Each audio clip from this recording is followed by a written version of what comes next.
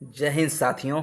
Finally 2 September came and हमारा Aditya L1 mission successfully launch हो गया है L1 पॉइंट के लिए, लैग्रेंजियन पॉइंट 1।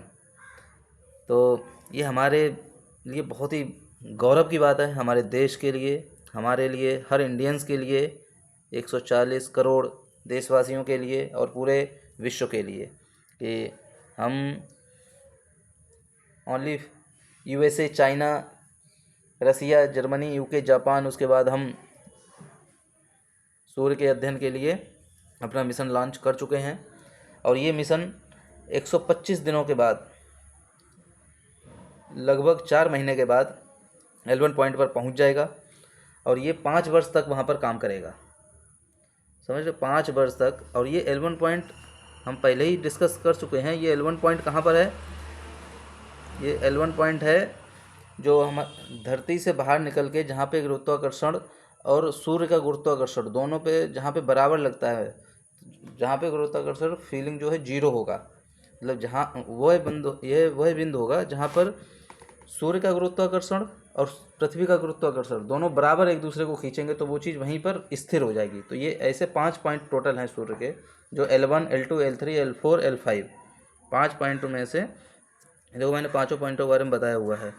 5 पॉइंट हैं, इसमें से L1 पॉइंट सबसे कम फ्यूल खर्चा होता है, इसीलिए L1 पॉइंट हमने चूज किया है। यहाँ पे ऐसा नहीं हम अकेले या पहले L1 पॉइंट पर पहुँचने वाले, यहाँ पे पहले से ही यूरोपियन एजेंसी है, उसका पहले से ही वहाँ पर एक सोलर ऑर्बिटर है और वहाँ पर काम कर रहा है। जेम्स वेब टेलीस्कोप है, जो नहीं, सोलर ऑर्बिटर नहीं है, सॉरी, ये जेम्स वेब टेलीस्कोप है। ये पृथ्वी की वहाँ से फ़ोटो खींचता है, ठीक है। ये बहुत ही पावरफुल कैमरा है, ये नासा का है,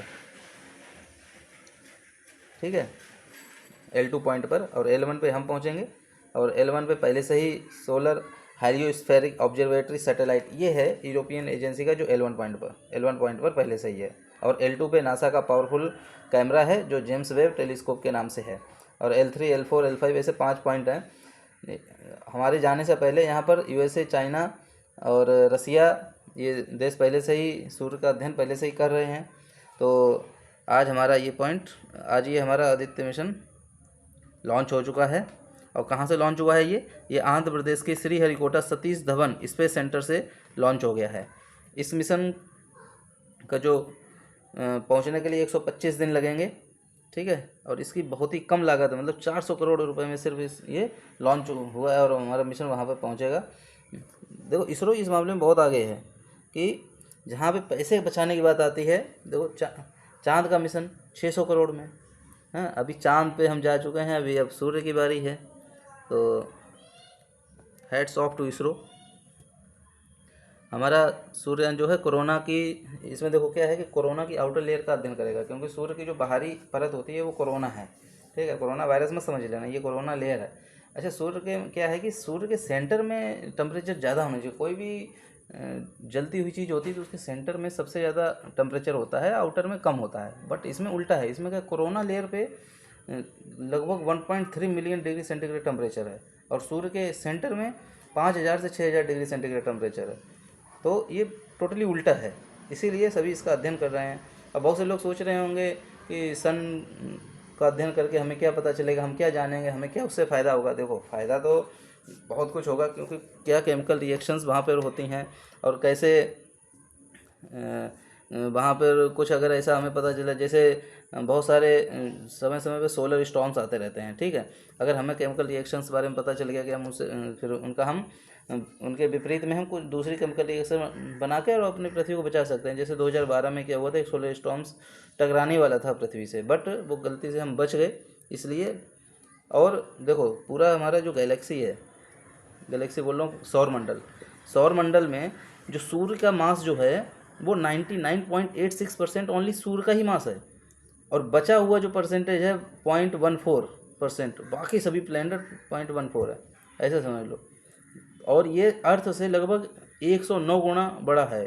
तो अर्थ जैसी कितने प्लैनेट सूर्य में बन सकते हैं, समझ सकते हो।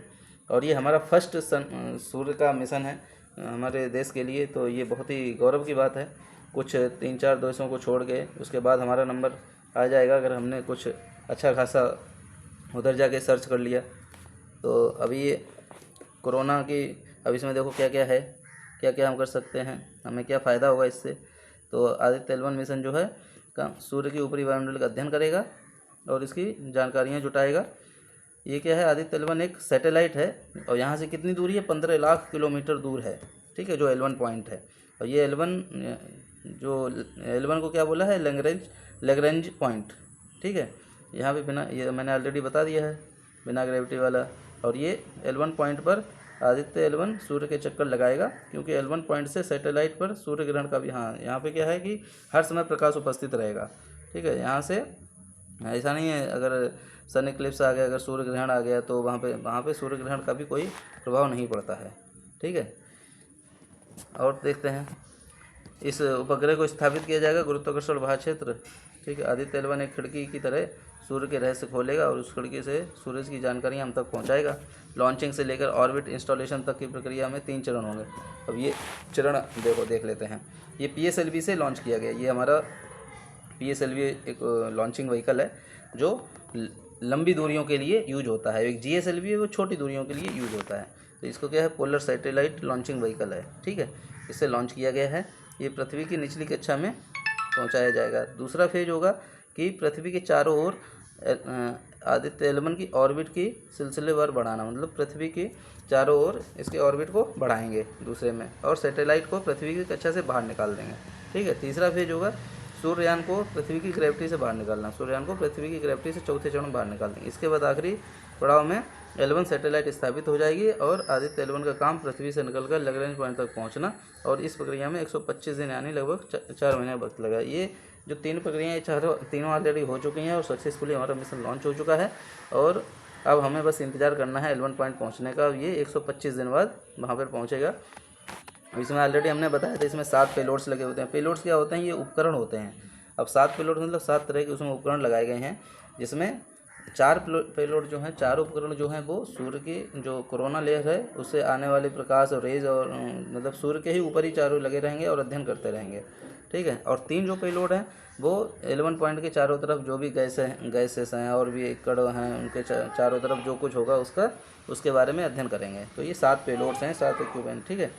तो ये देखो इसमें लिखा हुआ है, बचे हुए आसपास की चीज़ों का अध्ययन करेंगे, ठीक है। 4 पेलोड लगातार सूर्य पर नज़र बना के रखेंगे और उधर से आने वाली रेज का अध्ययन करते रहेंगे। इसमें क्या था, फोटोस्फीयर सूर्य का हिस्सा है जो हमें दिखाई देता है। फोटोस्फीयर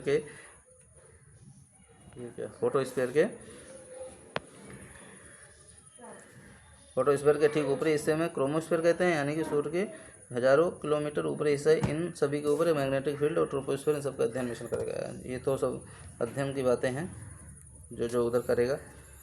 तो बाकी ये सब चीज़ें पढ़ लेना इसके मिशन। अब इसके देखो पेलोड्स कौन कौन से हैं, ये 7 पेलोड्स हैं। नंबर 1 VELC, दूसरा SUIT, तीसरा सोलेक्स, चौथा ऑस्पेक्स, 5वां HAL-1 OS, और छठा आदित्य के प्लाज्मा विधायक पैकेज, और 7वां उन्नत त्रिअक्षीय उच्च रेजोल्यूशन डिजिटल मैनोमीटर। ये देखो इस तरह से जाएगा, इस तरह से L1 पॉइंट स्थापित हो जाएगा और सन इस तरह का कुछ हमें दिखाई देगा, ठीक है। तो मैं आशा करता हूँ सभी को समझ आया होगा किस तरह से हमारा आदित्य L1 जाके और उधर अध्ययन करेगा, क्या क्या इसमें उपकरण लगे हुए हैं।